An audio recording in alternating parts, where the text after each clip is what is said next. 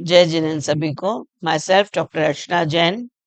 हम दूरस्थ एवं ऑनलाइन शिक्षा केंद्र तीर्थंकर महावीर विश्वविद्यालय MA पूर्वार्थ जैन विद्या एवं तुलनात्मक धर्म तथा दर्शन चतुर्थ जैन ज्ञान मीमांसा एवं जैन न्याय के विषय में आगे पढ़ेंगे।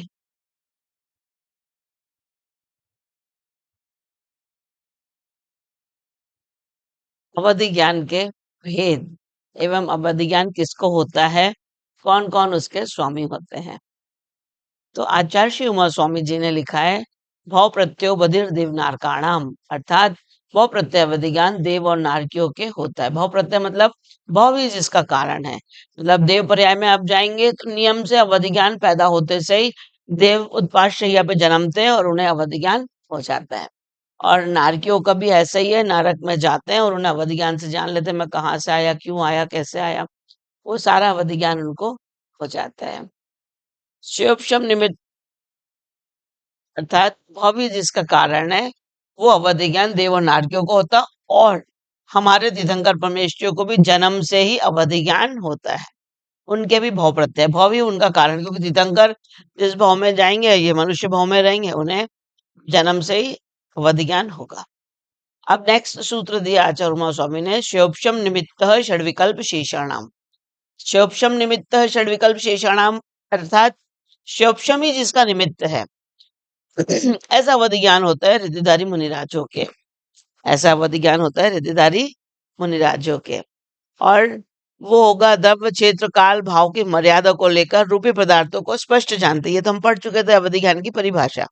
द्रव्य क्षेत्र काल भाव की भाव की मर्यादा को लेकर रूपी पदार्थों को स्पष्ट जानना, ये अवधि ज्ञान।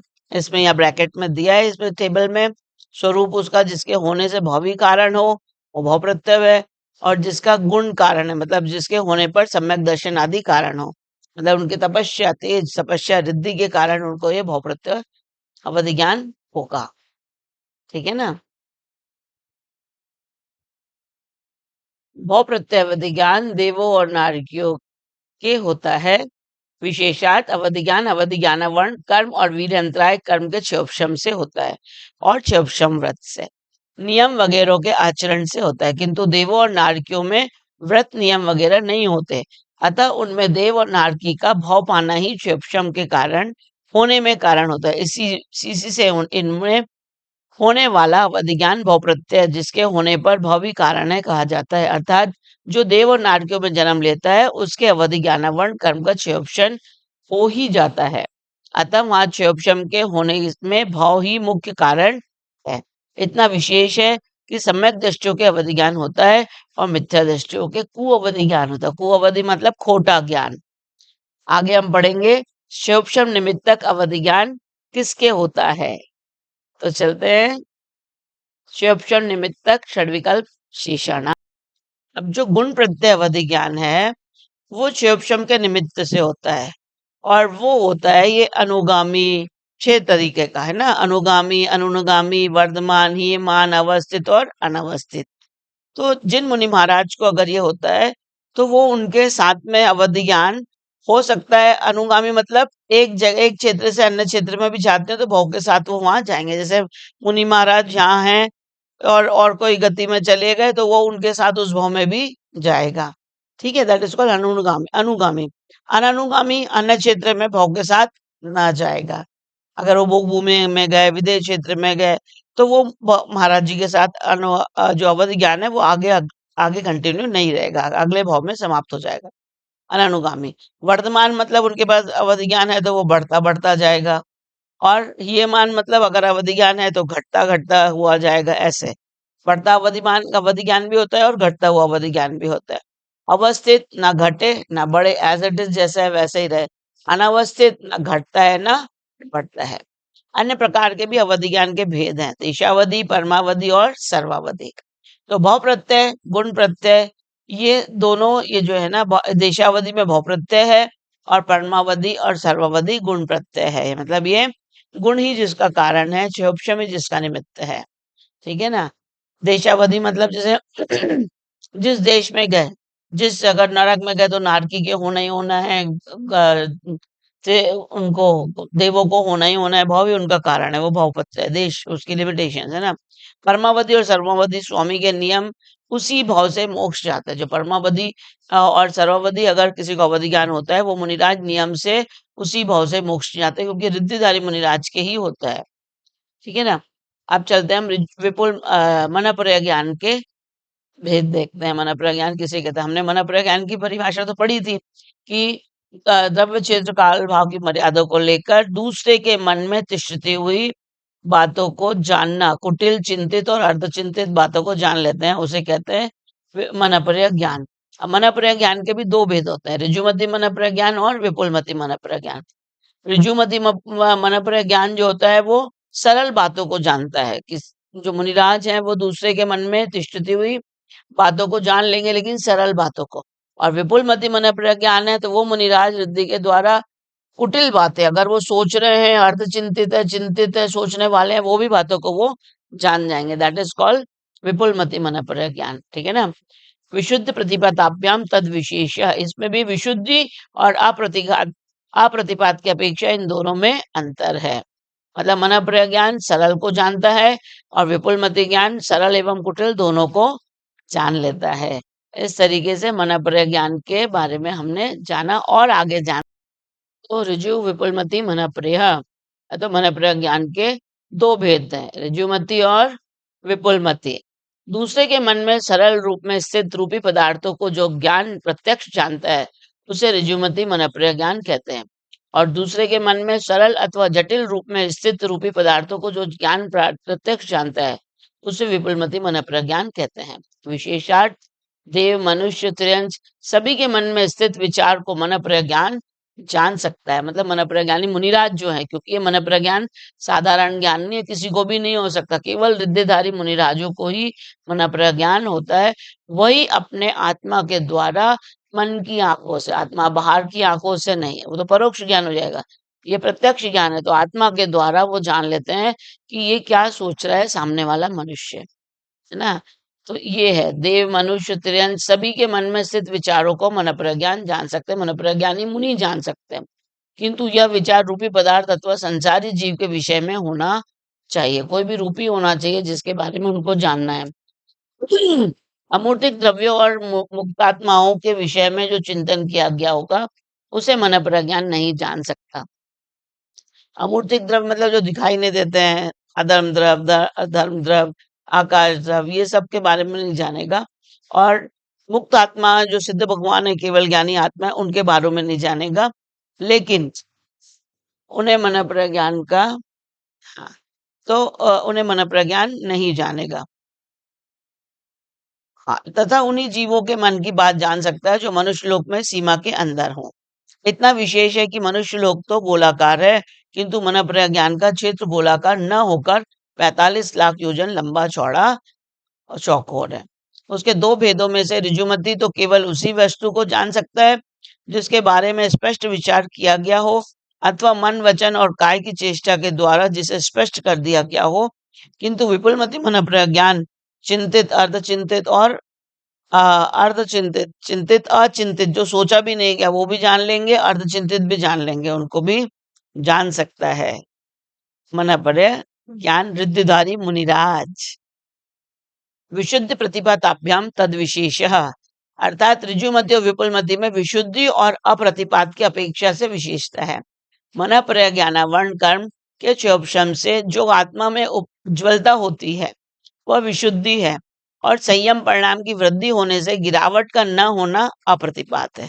मतलब ऐसा नहीं कि एक बार हो गया मनःप्रिय ज्ञान और उनमें संयम में थोड़ी गिरावट आ गई तो वो छूट जाएगा, ऐसा नहीं होता। एक बार हो गया तो मनःप्रिय ज्ञान होने के बाद में छूटता नहीं है। और ऋजुमति से विपुलमति अधिक विशुद्ध होता है, तथा ऋजुमति को होकर छूट भी जाता है, किंतु विपुलमति वाले चरित्र वर्धमान ही होता है, वो वर्धमान चरित्र वाले मुनि महाराज होते हैं जिन्हें विपुलमति मनःप्रिय ज्ञान होता है। अतः वह केवल ज्ञान उत्पन्न होने तक बराबर बना रहता है। ये मनःप्रिय ज्ञान केवल ज्ञान होने तक के बराबर बना रहता है। कौन सा? विपुलमति मनःप्रिय ज्ञान। ठीक है ना। विपुलमति मनःप्रिय ज्ञान बराबर बना रहेगा केवल ज्ञान होने। ये दोनों ज्ञानों में अंतर देख लीजिए, विपुलमति मनःप्रिय ज्ञान और ऋजुमति मनःप्रिय ज्ञान। ऋजुमति मनःप्रिय ज्ञान सरल बातों को जानते हैं ना। ऋजुमति मन प्रज्ञान चिंतित पदार्थ को जानता है। विपुलमति चिंतित, अचिंतित और अर्धचिंतित सभी बातों को जान लेते हैं मन प्रज्ञानी मुनिराज। फिर आत्मा की कम विशुद्धता होती है ऋजुमति महाराज जी के, इसमें मुनिराज में इसमें अधिक अधिक विशुद्धता होती है। ऋजुमति वाले सरल वाले जो ज्ञान के धारी होते हैं मन प्रज्ञान के, वो संयम परिणामों में गिरावट हो सकती है उनके। प्रतिपाती मतलब परिणाम में गिरावट हो सकती है। और विपुलमति मन प्रज्ञान वाले मुनिराज के इसमें परिणामों में गिरावट नहीं हो सकती। उसी भाव से मोक्ष जाने का नियम नहीं है ऋजुमति मन प्रज्ञान के मुनिराज का, और इसमें नियम से उसी भाव से मोक्ष जा सकते हैं। विशुद्धि क्षेत्र स्वामी विषयभ्यो वधिमना पर्ययो। विशुद्धि क्षेत्र स्वामी और विषय की अपेक्षा अवधि ज्ञान और मनपर ज्ञान के भेद। अब विशुद्धि और क्षेत्र मतलब अवधि ज्ञान कहाँ तक के है और मनपर ज्ञान कहाँ होता है, किन जीवों के हो सकता है। उत्पत्ति क्षेत्र विषय के हिसाब से त्रस नाड़ी के समस्त लोक में अवधि ज्ञान के जीव रह सकते हैं। और त्रस नाड़ी समस्त लोक मतलब पूरा लोक, तीनों लोक यानी अधोलोक, मध्यलोक और ऊर्ध्वलोक। आपने मनुष्यकार वाला जो देखा ना, हमारा जैन धर्म का जो सिंबल होता है, उसमें तीनों लोकों में त्रस नाड़ी में ही जीव पाए जाते हैं। वो त्रस नाड़ी में समस्त लोक में अवधि ज्ञान मुनि महाराज मिल जाए, क्योंकि नरकों में होता है तो नरक में भी हो गया, और स्वर्गों में होता है तो ऊपर अधोलोक में ऊर्ध्वलोक में भी हो गया, और मध्यलोक में रिद्धार मुनिराज के होता है तो उनको भी होगा, तीर्थंकर परमेष्ठी को भी होता है। तो अधोलोक, मध्यलोक और ऊर्ध्वलोक तीनों लोकों में अवधि ज्ञान पाया जाता है। और मन प्रज्ञान अधिक विशुद्ध होता है, लेकिन वो 45 लाख योजन का घन प्रमाण रूप क्षेत्र है। क्यों 45 लाख योजन? क्योंकि बीच में मध्यलोक है, उसमें ही केवल मनुष्य रहते हैं, और वो भी 2.5 द्वीप तक के मनुष्य हैं, 45 लाख योजन तक के। मध्यलोक तो कई लाख सागर पर्यंत है, लेकिन मनुष्य लोग केवल 2.5 द्वीप है, और वहीं मनुष्य पाए जाते हैं 2.5 द्वीप तक के। तो मन प्रज्ञान दूसरे के मन की बात जानता है, तो केवल उसकी लिमिटेशन 45 लाख योजन ही है। स्वामी, इसके जो स्वामी है किस किस को हो सकता है, ये केवल चारों गति, जो मन अवधि ज्ञान है तो चारों गतियों के जीवों को हो सकता है। जो चारों गति के सैनी पंचेंद्री पर्याप्त तक जीव चाहिए।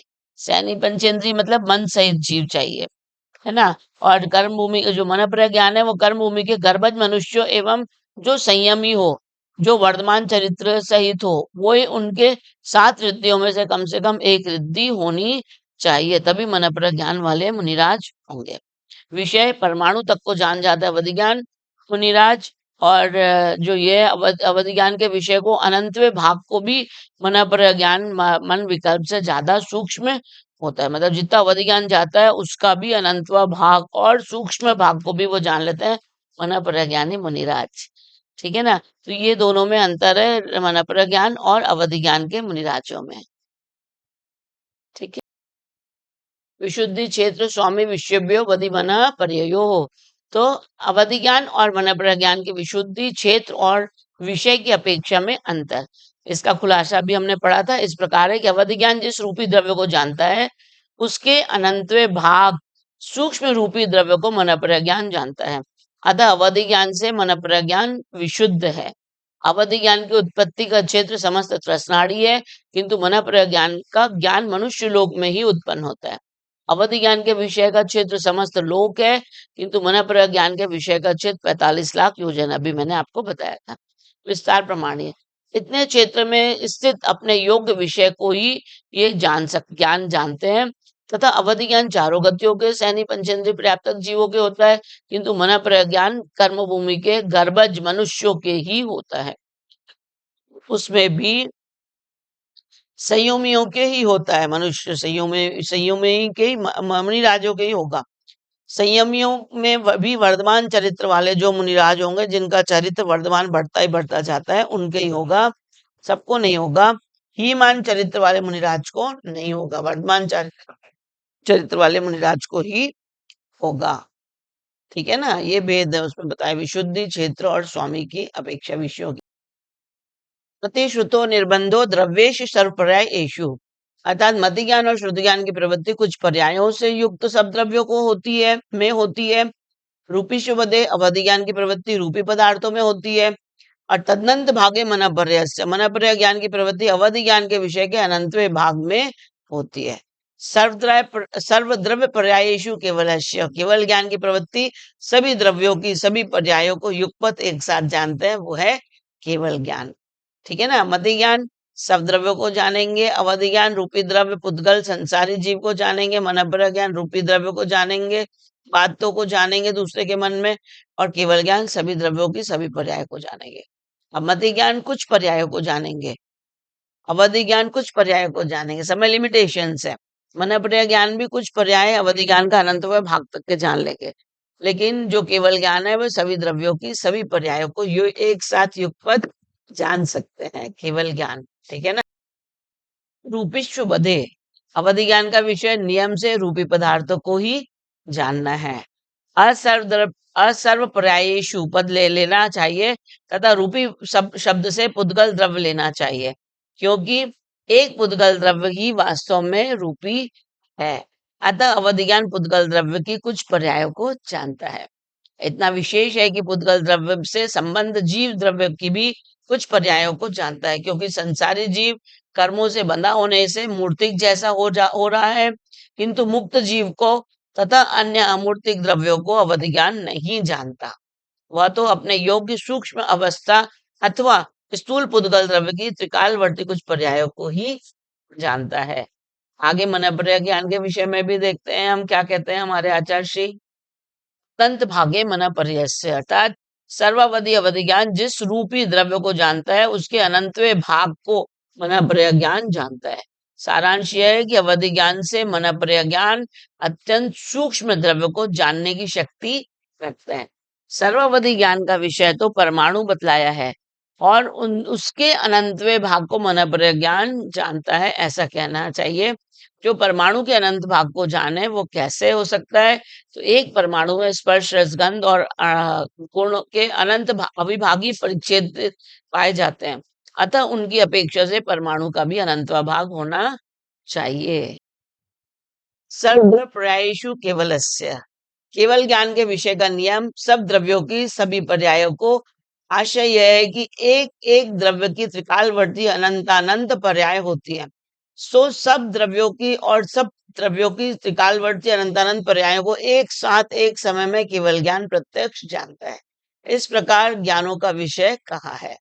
अब ये कहते हैं कि एकादिनी भाज्यानि युगपदे कस्मिन्ना चतुर्भ्या, एक बार में कितने ज्ञान हो सकते हैं, तो एक आत्मा में एक साथ एक से लेकर 4 ज्ञान तक के हो सकते हैं। एक है तो केवल ज्ञान, ओनली नॉलेज, जो हमारे अनंत परमेष्टि भगवान को होता है, सिद्ध भगवान को होता है, वो है केवल ज्ञान, है ना। अर्थात एक हो तो केवल ज्ञान होता है, और दो हो तो मति ज्ञान और श्रुत ज्ञान, जो भी पंचम काल में सभी जीवों के हैं, 2 ही ज्ञान है ना, मति और श्रुत ज्ञान। 3 ज्ञान है तो मति ज्ञान, श्रुत ज्ञान और अवधि ज्ञान हो सकता है, मति ज्ञान, श्रुत ज्ञान और मनोपर्य ज्ञान भी हो सकता है 3 ज्ञान में। और 4 होंगे तो मति ज्ञान, शुद्ध ज्ञान, अवधि ज्ञान और मनोपर्य ज्ञान, ऐसे चारों ज्ञान भी हो सकते हैं। 4 हो तो मति, शुद्ध, अवधि, मनोपर्य ज्ञान हो सकते हैं, इससे अधिक नहीं होते, क्योंकि केवल ज्ञान क्षयिक है, समस्त ज्ञानावरण कर्म का क्षय होने से होता है, इसी से वह अकेला होता है। उसमें फिर ये चारों ज्ञान समा जाते हैं। 4 ज्ञान अलग नहीं रहते, मतलब 5 ज्ञान नहीं होते, आइदर 1 और 4 और 3 और 2। उसके साथ अन्य शैक्षणिक ज्ञान नहीं रह सकते। आगे बतलाते हैं कि आदि के 3 ज्ञान मिथ्या भी होते हैं। कैसे होते हैं? मिथ्या मतलब कुज्ञान होते हैं। कुज्ञान यानी उल्टा ज्ञान। मति, श्रुतावधियो विपर्यश्च, अर्थात मति, श्रुत और अवधि ये 3 विपर्य भी होते हैं। विपर्य मतलब उल्टे, अपोजिट, है ना। तो मतलब मति ज्ञान, श्रुत ज्ञान, अवधि ज्ञान। मति ज्ञान को अगर उल्टा हो गया तो कुमति कहेंगे, श्रुत ज्ञान उल्टा ज्ञान खोटा ज्ञान हो गया तो कुश्रुत ज्ञान कहेंगे, और अवधि ज्ञान अगर खोटा हुआ तो कुअवधि ज्ञान का। जैसे नरकों में जीव होते हैं, उनके पास जो बुद्धि होती है वो केवल उनका ज्ञान होता है कुमति, कुश्रुत और कुअवधि रहता है उनके पास में। जो सम्यक दृष्टि अगर कोई जीव है नरक में चला गया है, आगे तीर्थंकर प्रकृति आदि का बंद किया है, तो फिर वही सम्यक दृष्टि है, उनके सुज्ञान होगा। बाकी 90% ऑफ द जितने नारकी जीव है सबके ज्ञान मिथ्या ही होंगे। मिथ्या मतलब कुज्ञान होंगे उनके। ठीक है ना। सत्सतोर रविशेषाद्रक्षोपलब्धे उन्मतवत, अर्थात जो वास्तविक और अवास्तविक के अंतर के बिना यह उपलब्धि, यह रक्षोपलब्धि जब जैसा जी में आया उस रूप ग्रहण करने के कारण उन्मत्त की तरह ज्ञान भी अज्ञान हो जाता है। मतलब वास्तविक और अवास्तविक के अंतर के बिना उसको होश ही नहीं रहता वो क्या कर रहा है, सही क्या है गलत क्या है, इसलिए ये मिथ्या ज्ञान। जैसे पागल हाथी होता है ना, तो कुछ होश नहीं रहता कि अब क्या करना है, इसलिए वो पागल हाथी की तरह ही अपनी इच्छा अनुसार पदार्थ का ग्रहण करता है। पागल की तरह कुछ भी कर लेगा, उसको कुछ पता ही नहीं रहता, होश ही नहीं रहता है। ठीक है ना। तो इस तरीके से हमने ज्ञान के बारे में जाना। भी मैंने बताया मति श्रुतावधियो विपर्यश्च, मतलब मति ज्ञान, श्रुत ज्ञान और अवधि ज्ञान तीनों ज्ञान उल्टा हो सकता है। यहाँ सम्यक ज्ञान का अधिकार है, अतः विपर्य से सम्यक ज्ञान का उल्टा मिथ्या ज्ञान लेना चाहिए। तथा च शब्द समुच्चयवाची वाची है, अतः मति ज्ञान, श्रुत ज्ञान और अवधि ज्ञान सच्चे भी होते हैं और मिथ्या भी होते हैं। ऐसा सूत्र का अर्थ जानना चाहिए। ये तीनों ज्ञान मिथ्या क्यों होते हैं? क्योंकि ये तीनों ज्ञान मिथ्या दृष्टि को भी हो सकते हैं। अतः जैसे कड़वी तुम्बी में रखा हुआ दूध कड़वा हो जाता है, वैसे ही जिस आत्मा के मिथ्या दर्शन का उदय है उस आत्मा के ज्ञान मिथ्या होते हैं। इस पर शंकाकार का कहना है कि जैसे सम्यक दृष्टि मति ज्ञान के द्वारा रूप रस वगैरह को जानता है, वैसे ही मिथ्या दृष्टि कुमति ज्ञान के द्वारा जानता है। जैसे सम्यक दृष्टि श्रुत ज्ञान के द्वारा पदार्थों का जानकर दूसरों को उपदेश देता है, वैसे ही मिथ्या दृष्टि कुश्रुत ज्ञान के द्वारा जानकर दूसरों को उपदेश देता है। तथा जैसे सम्यक दृष्टि अवधि ज्ञान के द्वारा पदार्थों का निश्चय करता है, वैसे ही मिथ्या दृष्टि कुअवधि विभंगावधि के द्वारा पदार्थों का निश्चय करता है। इस तरह सब जब मिथ्या दृष्टि के रूप आदि विषयों को ग्रहण करने में कोई विपरीतता नहीं देखी जाती, तब उसके ज्ञानों को क्यों मिथ्या कहा जाता है, ऐसा हमारा सोचना है। जैसे हम सोचते हैं, पूछते हैं। तो इस शंका का निराकरण करने के लिए आचार्य श्री उमा स्वामी जी कहते हैं सत सतो रवि विशेषाद रक्षोपलब्धे उन्मत्तवत। जैसे कोई पागल होता है, वो अपने कोई भी वृत्ति करते रहता है, कुछ भी काम करता है, उसी तरह जो मिथ्या दृष्टि जीव होता है वो सत और अर्थात विद्यमान और असत अर्थात अविद्यमान, अथवा सत्य यानी अच्छा और असत यानी बुरा, मिथ्या दृष्टि सत और असत के भेद को नहीं जानता और उन्मत्त पुरुष की तरह अपनी रुचि के अनुसार वस्तु को ग्रहण करता है, जैसा वो मानना चाहता है वैसा। जैसे मदिरा पीकर उन्मत्त हुआ मनुष्य कभी माता को पत्नी कहता है और कभी पत्नी को माता कहता है, तो कभी कभी पत्नी को पत्नी और माता को माता भी कह बैठता है, फिर भी वह ठीक समझकर ऐसा नहीं करता। इसी तरह मिथ्या दृष्टि भी घट पट आदि पदार्थों को घट पट आदि ही जानता है, किंतु मिथ्यात्व का उदय होने से यथार्थ वस्तु स्वरूप का ज्ञान उसे नहीं होता, इसी से उसका ज्ञान मिथ्या माना जाता है। इस तरह प्रमाण का कथन करके अपने के बारे में बात करेंगे। तो प्रमाण ज्ञान आपको समझ में आ गया। प्रमाण हमने दो प्रकार के दिए थे, प्रत्यक्ष प्रमाण और परोक्ष प्रमाण। सम्यक ज्ञानम प्रमाणम, सम्यक ज्ञान ही प्रमाण ज्ञान है। प्रमाण यानी जो हमें दो रूप से देखा था हमने, प्रत्यक्ष और परोक्ष पढ़ा था ना पहले वीडियो में। प्रत्यक्ष मतलब जो आत्मा से जाना जाता है उसे प्रत्यक्ष कहते हैं, परोक्ष यानी जो पर की सहायता से होते हैं उसे परोक्ष कहते हैं। परोक्ष में दो लिए थे हमने, मति ज्ञान और श्रुत ज्ञान परोक्ष ज्ञान थे, और अवधि ज्ञान मन प्रज्ञान और केवल ज्ञान प्रत्यक्ष ज्ञान थे। पर यानी मन और इंद्रिय की सहायता और प्रकाश की सहायता से मति ज्ञान होता है, और जो मति ज्ञान के द्वारा जाना जाता है उससे विशेष जानते हैं उसे श्रुत ज्ञान कहते हैं, पहले ही बता दिया था। अवधि ज्ञान द्रव्य क्षेत्र काल भाव की मर्यादा को लेकर रूपी पदार्थों को स्पष्ट जानता है, वो है अवधि ज्ञान। और मन ज्ञान भी द्रव्य क्षेत्र काल भाव की मर्यादा को लेकर रूपी पदार्थों को, दूसरे के मन में तिष्ठती हुई बातों को, चिंतित अर्ध चिंतित और कुटिल बातों को जानता है, वो मन ज्ञान। और सभी द्रव्यों की सभी पर्यायों को एक साथ जानता है, वह है केवल ज्ञान। तो आज हमने ये पांचों ज्ञान के बारे में जाना, सम्यक ज्ञान के बारे में जाना। ये ज्ञान मिथ्या भी होते हैं, सारांश कुमति कुश्रुत और कुअवधि तीन ज्ञान होते हैं। और जो मन ज्ञान है वो तो केवल मुनिराज के ही होता है, मन ज्ञानी मुनिराज के, इसलिए वो मिथ्या नहीं हो सकता, केवल ज्ञान भी मिथ्या नहीं हो सकता। ठीक है। जय जिनेन्द्र सबको, जय जिनेन्द्र। हम सबको भी केवल ज्ञान की प्राप्ति हो ऐसी भावना रखते हैं।